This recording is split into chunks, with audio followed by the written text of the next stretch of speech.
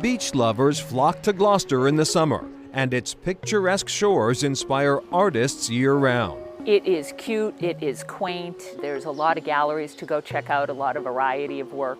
We've got artists that have been on Rocky Neck for their whole life. The Rocky Neck neighborhood is home to one of the oldest art colonies in the country. Brenda Malloy has been a fixture here since 2002, when she opened Imagine Gallery. It's called Imagine Gallery because I really believe wholeheartedly that if you can imagine, it can be. Her art has evolved over time.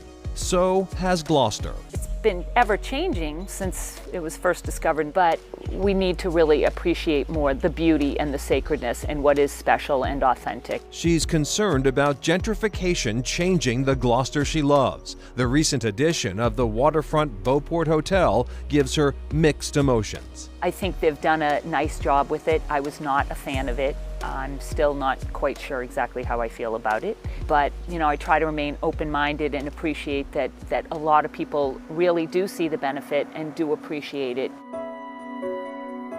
She's not alone. Anne Malloy, no relation to Brenda, worries that Gloucester could go the way of other transformed seaside communities. I think Nantucket is a great example. Nantucket was a fishing town, very, working waterfront, and now it's completely flipped over to tourism, and the people that work there can't afford to live there. The whole vibe is completely changed. It was a lot of artists and cool, funky people, and now it's extremely wealthy people. There's a lot of money moving into town. We have a new hotel, and there's certainly a lot of bigger houses going up than I've ever seen. You can end up with the haves, the have-nots, you know what I mean? The rich and the people that wait on them, and nothing in between. And it's very hard for our kids to afford houses here now.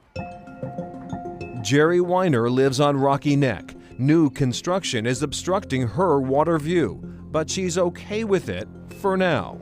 Originally, I wasn't happy. I was losing my view. However, as I really stopped to think about it, I realized that it is all part of the growth. It's the way of the future.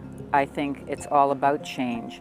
I think if it can be done tastefully and in keeping with the environment that's around us, I think that's fine. Weiner's house is on the market at a price tag of $1 million plus, in line with a rising real estate market that sees the average listing price of a home in Gloucester at more than $620,000. Rentals range from $800 to nearly $4,000 a month. Meanwhile, the median annual income for a Gloucester resident is around $65,000. Mayor Taken says her biggest challenge is keeping housing affordable. Affordable housing. We're working on it, but it's not fast enough for me. The mayor points to the Fuller Mixed-Use Development Project as progress. There are going to be 200 units of housing, mixed use, which is great because we need that. And 40 units will be affordable, but at a higher end. I like to get the lower end. You can't keep a workforce if you don't have the affordable housing to keep them here. If I just work part-time, you just do what you can to get by. Andrew McCarthy needs help to stay in Gloucester. He's a client of Open Door, a food pantry serving the city and surrounding communities on Cape Ann. Being able to get a few extra groceries on the short budget that I have, they've been a big help. I'll say $50 to $60 of grocery a month because I'm only one person, but just be able to do that helps pay stuff like the electric bill and phone bill. We served nearly 8,000 people, over 3,500 households, and that includes 1 in 6 Gloucester residents. More and more, we're actually seeing that people just are not making the wages that it takes to live in the area. You give us a crisis and we rally around one another to make sure that people have what they need. It really reflects a community that cares for its own. McCarthy agrees. Everybody needs a helping hand now and then, and when you get your neighbors here that are actually ready to help you, take advantage of it.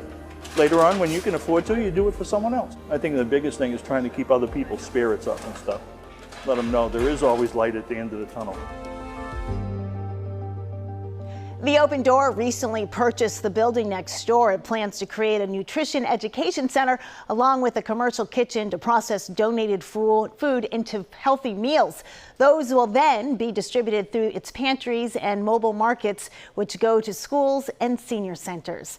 And Jerry Weiner let us know that she sold her house in July for just a little less than asking. Like many Massachusetts cities, Gloucester has a drug problem.